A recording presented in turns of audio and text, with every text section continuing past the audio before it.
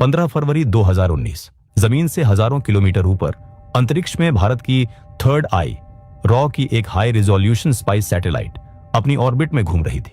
अचानक एक encrypted command upload होती है। सैटेलाइट अपने पुराने पाथ से हटती है और उसका फोकस पाकिस्तान के खैबर पख्तूनख्वा इलाके के एक सुनसान पहाड़ी इलाके पर लॉक हो जाता है।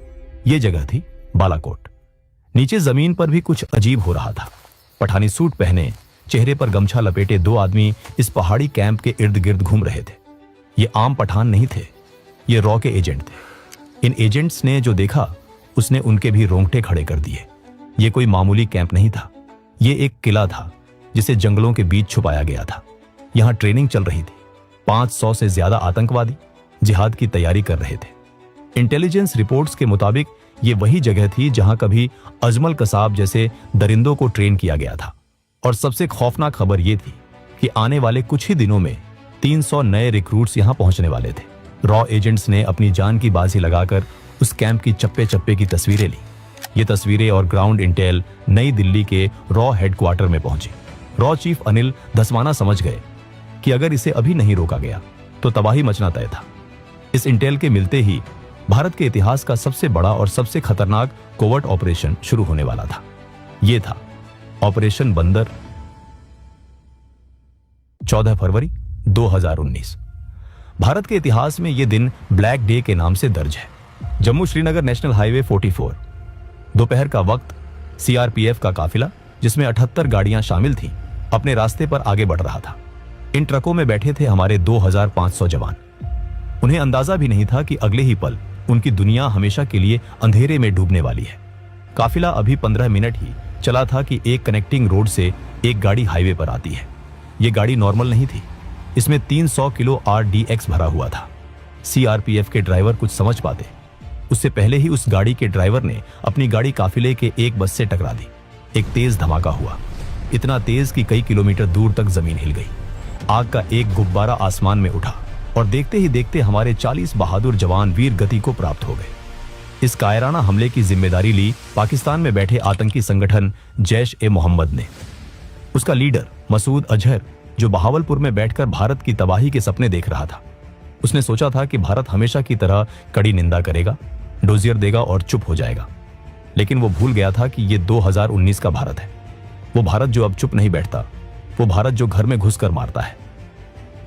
19 फरवरी 2019 दिल्ली। पुलवामा हमले को 4 दिन बीत चुके थे। रॉ चीफ अनिल धस्माना सीधा प्रधानमंत्री नरेंद्र मोदी के रेजिडेंस पर पहुंचते हैं। मीटिंग रूम में पीएम मोदी के अलावा national security advisor Ajit Doval, defence minister और तीनों सेनाओं के प्रमुख मौजूद थे। पीएम मोदी की आंखों में वो दर्द था जो हर हिंदुस्तानी महसूस कर रहा था। उन्होंने आर्मी, नेवी और एयर फोर्स के चीफ्स से साफ शब्दों में कहा, बहुत हो गया। हर बार हम सब्र करते हैं और वो इसे हमारी कमजोरी समझते हैं। इस बार मुझे एक्शन चाहिए। तभी रॉ चीफ धस्माना ने प्रोजेक्टर पर बालाकोट कैंप की हाई रिजोल्यूशन सैटेलाइट इमेजेस दिखाई और कहा, सर, यह जैश का सबसे बड़ा ट्रेनिंग कैंप है। यहां मसूद अजहर का भाई और टॉप कमांडर्स मौजूद हैं। अगर हमने इसे हिट किया तो जैश को रिकवर होने में 10 साल लग जाएंगे। आर्मी चीफ ने कहा, सर, हमने उरी के बाद सर्जिकल स्ट्राइक की थी जमीन के रास्ते, लेकिन इस बार दुश्मन सतर्क है, पूरा बॉर्डर हाई अलर्ट पर है। तभी अजीत डोवाल ने कहा, अगर आज हम चुप रहे तो वो हमारी खामोशी को कमजोरी समझेंगे। वो फिर आएंगे, फिर हमारा खून बहाएंगे। इस बार हमें दुश्मन के दिमाग में खौफ पैदा करना होगा, ऐसा खौफ जो उनकी नस्लों को याद रहे। पीएम मोदी अपनी कुर्सी पर शांत बैठे थे। उन्होंने सबकी बात सुनी। कुछ पल के लिए कमरे में बिल्कुल सन्नाटा छा गया। फिर पीएम खड़े हुए। उन्होंने एयरफोर्स चीफ बीएस धनोआ की तरफ देखा और पूछा, चीफ, क्या आप तैयार हैं? एयर चीफ धनोआ ने बिना एक पल गंवाए कहा, सर, हम उनके लिए धरती पर ही नरक बना देंगे। पीएम ने एक गहरी सांस ली और कहा, गो अहेड। लेकिन याद रहे, मुझे सिविलियंस का नुकसान नहीं चाहिए, सिर्फ आतंकी और उनके हैंडलर्स का सफाया होना चाहिए। इस एक डिसीजन ने ऑपरेशन को हरी झंडी दे दी थी। इस ऑपरेशन का नाम था ऑपरेशन बंदर। बंदर क्यों?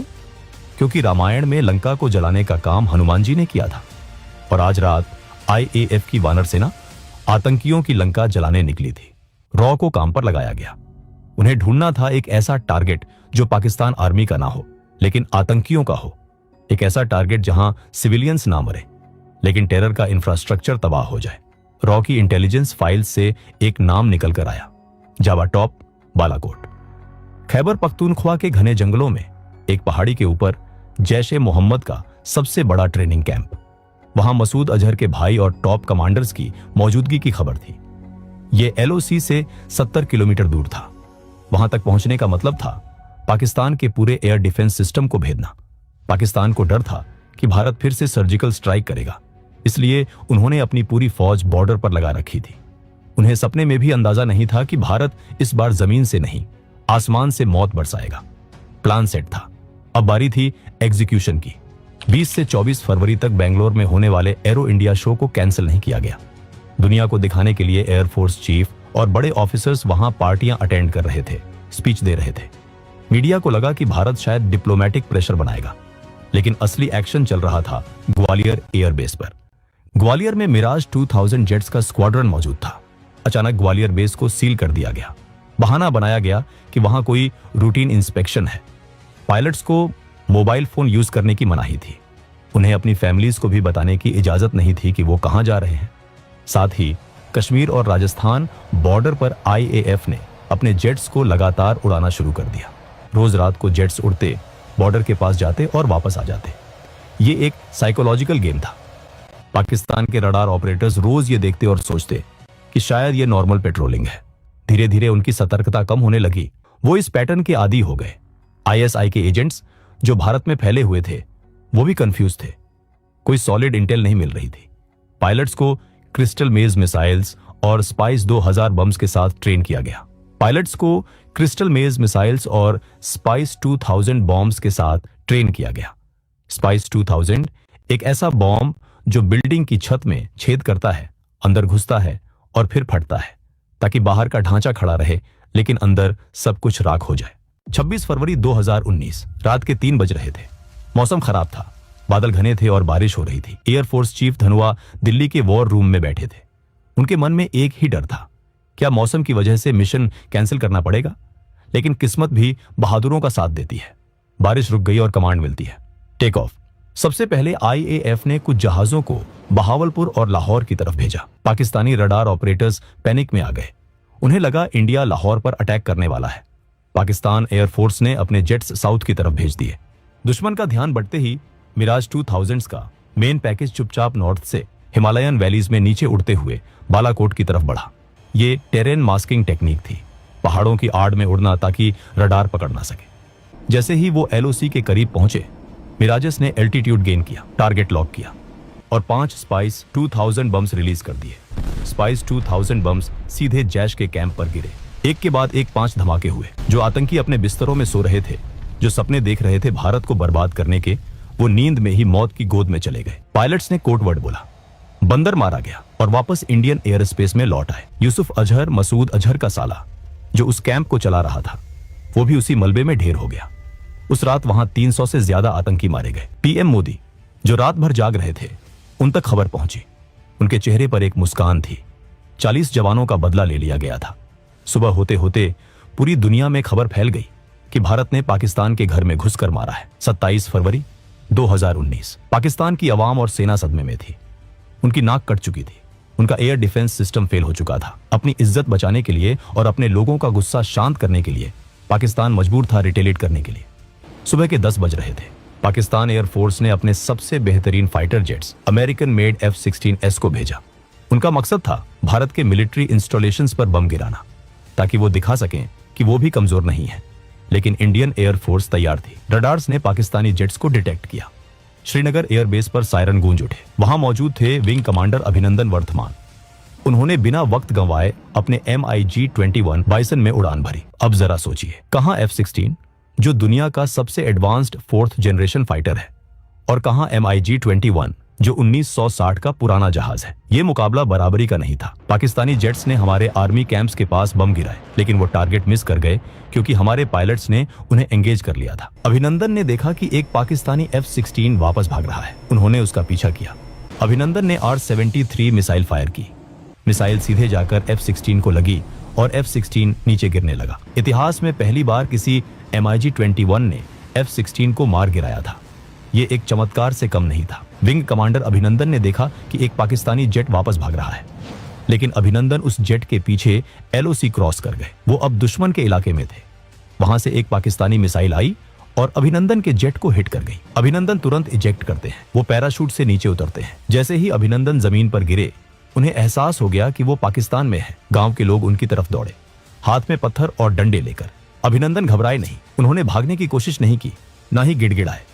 उन्होंने अपनी पिस्टल निकाली, हवा में फायर किया ताकि भीड़ दूर रहे, और अपने पास मौजूद सीक्रेट डॉक्यूमेंट्स को चबाना शुरू कर दिया ताकि दुश्मन के हाथ कोई सेंसिटिव जानकारी ना लगे। कुछ ही देर में पाकिस्तानी आर्मी वहां पहुंच गई और उन्हें कैप्चर कर लिया। पाकिस्तानी आर्मी के ऑफिसर्स ने अभिनंदन से सवाल पूछे, तुम्हारा मिशन क्या था, कौन सा जेट उड़ा रहे थे? लेकिन अभिनंदन ने शान से जवाब दिया, I am not supposed to tell you that. वहीं नई दिल्ली में PM मोदी ने हाई लेवल मीटिंग बुलाई। उनका संदेश साफ था, हमें हमारा पायलट वापस चाहिए, बिना किसी शर्त के और तुरंत। रॉ चीफ और NSA डोवाल ने अपनी चैनल्स एक्टिवेट की।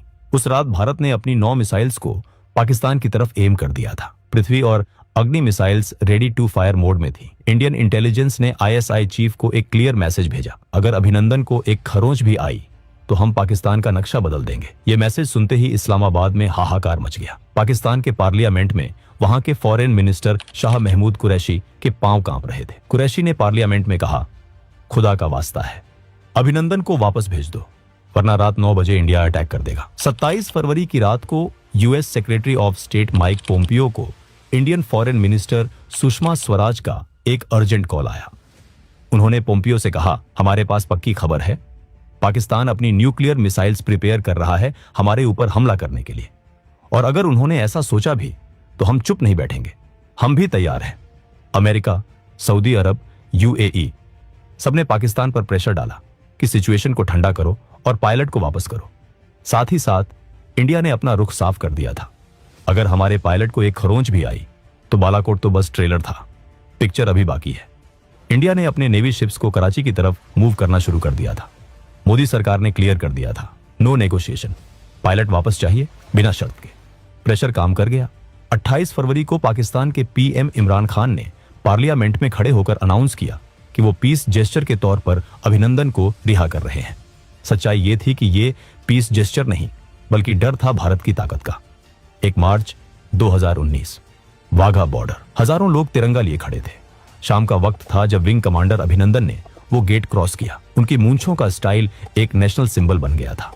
हमने दुश्मन के घर में घुसकर मारा भी और अपने बंदे को सुरक्षित वापस भी ले आए। बालाकोट एयर स्ट्राइक सिर्फ एक मिलिट्री ऑपरेशन नहीं था, ये एक स्टेटमेंट था, एक डिक्लेरेशन था न्यू इंडिया का। दोस्तों, अगर आपको वीडियो पसंद आई हो तो एक लाइक जरूर करें, और अगर आप ऐसी ही और इंटरेस्टिंग वीडियो देखना चाहते हैं तो चैनल को सब्सक्राइब करना बिल्कुल ना भूलें। मिलते हैं अगले वीडियो में, तब तक के लिए जय हिंद।